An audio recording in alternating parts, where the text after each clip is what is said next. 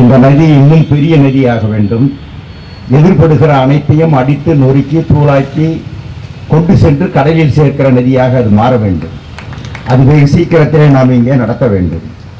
மே தினத்தை நாம் கொண்டாடுகிற போது அது கொண்டாட்டம் அல்ல, நம்முடைய முன்னோர்களை நாம் நினைவு கூறுவது. நினைவு கூறுகிற போது அவர்கள் ஆற்றிய நாம் இன்றைக்கு பெறுகின்றவர்களை எல்லாம் அவர்கள் பெற்றுத் தந்தார்கள். நம்முடைய தந்தையை, நம்முடைய தாயை, நம்முடைய வீட்டில் உள்ள இதற்கு முன்னோர்கள் இறந்தவர்களை நான் நினைவு கூறுவது எதற்காக? நாம் இன்றைக்கு இருப்பதற்கு காரணமே அவர்கள் தானே. நாம் இன்றைக்கு அனுபவிப்பதை எல்லாம் அனுபவிப்பதற்கு காரணம் அவர்கள் தானே. ஆகவே அவர்களை நினைவு கூறுகிறோம்.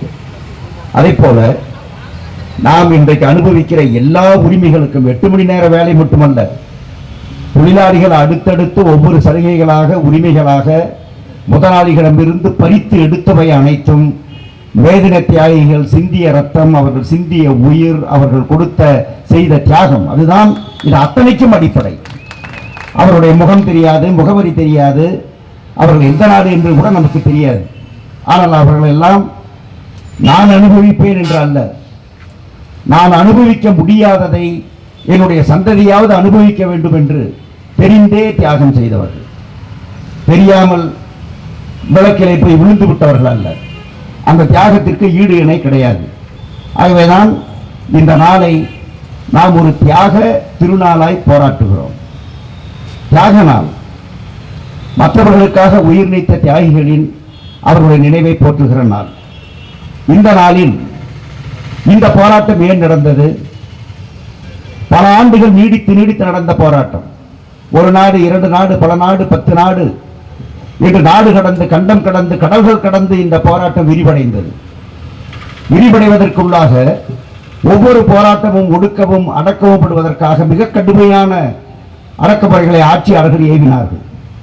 ஏகப்பட்ட உயிர் பலி, ஏகப்பட்ட சேதம், வேலை இழப்புகள், இவை எல்லாவற்றையும் தாங்கி நடந்த ஒவ்வொரு போராட்டமும் புது புது பகுதியிலே விரிவாக்கம் பெற்றது. புது புது தொழிலாளிகளை எழுச்சியுற செய்தது.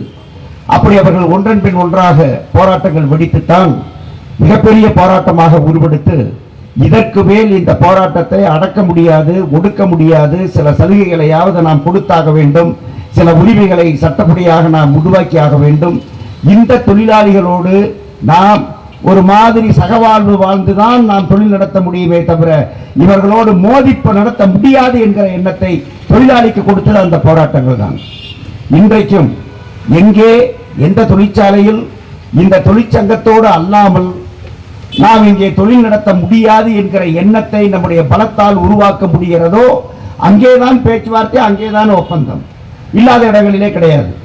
ஆகவே நம்முடைய மோதுதல் தான், நம்முடைய எதிர்ப்பு தான் நம்முடைய இருப்பை உறுதிப்படுத்தும், நம்மோடு பேச வேண்டும் என்கிற நிலையை ஆட்சிக்கு உண்டாக்கும், அரசுக்கு உண்டாக்கும், முதலாளிகளுக்கு உண்டாக்கும். முதலாளிகள் எதற்காக தொழில் நடத்துகிறார்கள்? லாபத்துக்காக. லாபம் எங்கிருந்து வரும்? உழைப்பில் இருந்து வரும். உழைப்பு எவ்வளவு அதிக நேரம் வாங்கப்படுகிறதோ, எவ்வளவு அதிக உற்பத்தியை உழைப்பால் நாம் பெற முடிகிறதோ அதற்கு ஏற்ப லாபம் பெருகும். அது எல்லாவற்றுக்கும் அடிப்படை உழைப்பு நேரம், வேலை நேரம். அந்த நேரத்தை தான் அவர்கள் அதிகப்படுத்திக் கொண்டே இருந்தார்கள். நாம் குறைக்க வேண்டும் என்று போராடி இன்றைக்கு சாதித்திருக்கிறோம் 8 மணி நேரம். இது இப்ப 139 வருஷம் சொல்றாங்க, 139 வருஷத்துக்கு மேல்.